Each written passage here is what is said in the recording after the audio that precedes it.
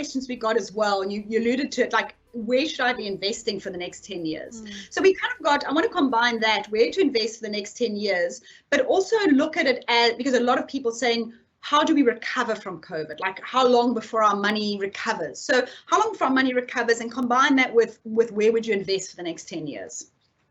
Okay, so there's a really great chart. I don't know if one of you can please bring it up, about, you know, how long is this going to take until I recover? And it was really interesting, because what you can see here, so there, I see the colors are a bit different on the screen, but basically there's 3 different lines. So imagine you had 100 Rand at the start of this year, obviously pre you knowing what a disaster this year was going to be.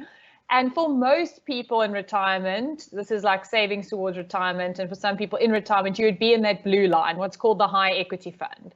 And so you can see your 100 Rand dropped to 77, but actually within about 4 months, you had recovered, and your 100 Rand is now at 102. So actually you're back to the same position. Then I also showed the pure South African share market, which is the orange line, which dropped more, but again, today it's at 100, so you've recovered. And then international returns, primarily driven by the exchange rate, is actually more than 100. So I think there's a bit of a perception, and we saw it coming through with quite a lot of the questions, that I'm still in a negative position, but actually this was quite an abnormal dip that happened, and you've already recovered from it.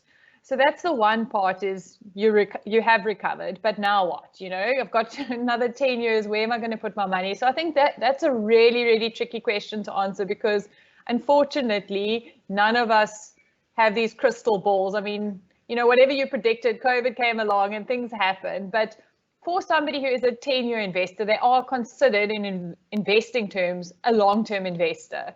And so again, the right long-term allocation is to have about 70-75% in growth assets, meaning shares, property, and the other 30% in sort of interest earning assets. And again, looking to have about 30% offshore, because it really helps reduce some of those risks and gives you diversification benefits.